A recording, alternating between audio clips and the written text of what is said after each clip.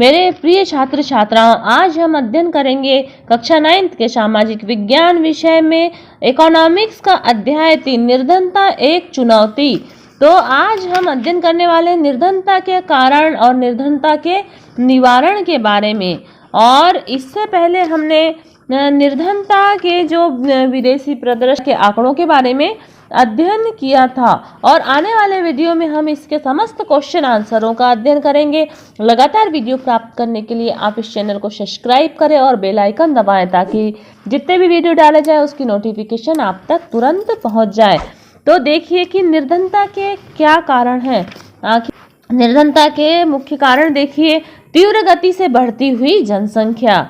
हम देख रहे हैं कि इस समय जनसंख्या की दृष्टि से भारत विश्व में दूसरे स्थान पर है और बढ़ती हुई जनसंख्या का अर्थ है वस्तुओं की मांग में अपार वृद्धि होना और देश की संपत्ति का एक बड़ा भाग अपनी जनसंख्या के पालन में व्यय हो जाता है, जिसे विकास कार्यों में पूंजी नहीं लगाई जा सकती। इसलिए सबसे मुख्य कारण तीव्र गति से बढ़ती हुई जनसंख्या।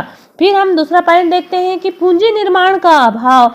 पूंजी निर्माण आर्थिक विकास की आधारशिला है, परंतु पूंजी निर्माण की दर भारत में अपेक्षाकृत कम है। फिर देखते हैं बेरोजगारी। निर्धनता का एक प्रमुख कारण बेरोजगारी है। देश में बेरोजगारी की समस्या व्यापक और भीषण है।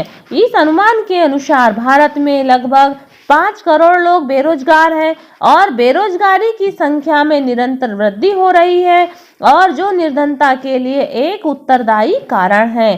फिर हम देखते हैं कीमत स्तर में वृद्धि। कीमतों में वृद्धि परिणाम स्वरूप मुद्रा की क्रय शक्ति कम होती जा रही है, वास्तविक आय कम होती जा रही है, जबकि भारत में आय वृद्धि की दर कीमत वृद्धि की दर से कम रही है। अतः लोगों के पास उपलब्ध क्रय शक्ति का ह्रास हो रहा है। उसी प्रकार हम देखते हैं प्रति व्यक्ति निम्न आय। भारत में प्रति व्यक्ति आय कम होने के कारण गरीबी व्याप्त है और विश्व के विकसित देशों की तुलना में प्रति व्यक्ति आय का स्तर भारत में बहुत कम है। और दोषपूर्ण शिक्षा पद्धति। हमारे यहाँ की जो शिक्षा पद्धति है वह दोषपूर्ण होने के कारण हर एक व्यक्ति पुस्तकीय ज्ञान प्राप्त करके नौकरी करना चाहता है। यह शिक्षा पद्धति एक मुख्य कारण भी है। यदि शिक्षा में व्यावसायिक शिक्षा को अपनाया जाए तो प्रत्येक बच्चे की रुचि जिस व्यवसाय में है वह अपने व्यावसायिक शिक्षा के माध्यम से भी बेरोजगारी को कम कर सकता है। और फिर आता है सामाजिक कारण। भारत में प्रचलित सामाजिक और सांस्कृतिक संस्थाएं निर्धनता बढ़ाने के लिए जिम्मेदार है। समाज में व्याप्त जाति प्रथा, उत्तराधिकार का नियम, निरक्षरता और भाग्यवादिता तथा धार्मिक रूढ़िवादिता लोगों के नए विचार एवं तकनीकी को अपनाने से रोकता है और सामाजिक उत्तरदायित्व निभाने और झूठी प्रतिष्ठा को प्राप्त करने हेतु फिजूल खर्ची करने और निर्धन बने रहते हैं। इस प्रकार से हमने निर्धनता के प्रमुख कारणों के बारे में अध्ययन किया। अब हम देखते हैं कि निर्धनता उन्मूलन किस प्रकार से किया जा सकता है या निर्धनता का निराकरण किस प्रकार से किया जा सकता है। तो निर्धनता का हमारा देश कैसा है, तो भारत देश एक कृषि प्रधान देश है, तो हमें सबसे पहले कृषि विकास में ध्यान देना पड़ेगा। तो निर्धनता उन्मूलन का प्रथम पॉइंट होगा कि कृषि विकास। देश में कृषि के विकास पर पर्याप्त ध्यान दिया जाना चाहिए। कृषि में यंत्रीकरण को बढ़ावा न देकर श्रम को बढ़ावा दिया जाना चाहिए और इसे व्यावसायिक आधार पर किया जाना चाहिए ताकि कृषि से समृद्ध श्रमिक पूरे वर्ष कृषि कार्यों में लगे रहें और इसके लिए सिंचाई की सुविधाओं में पर्याप्त वृद्धि की जाए।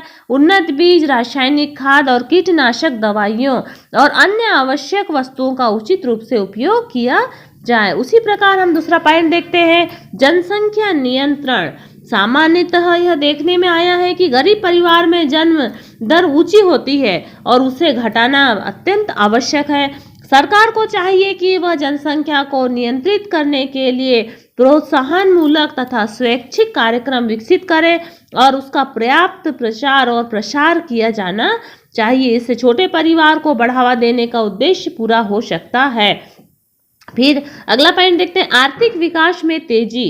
गरीबी दूर करने के लिए देश में आर्थिक विकास की गति को तेज करना होगा और तीव्र आर्थिक विकास से बड़े पैमाने पर रोजगार के अवसरों का सृजन होगा, जिससे अधिक श्रमिकों को रोजगार प्राप्त होगा।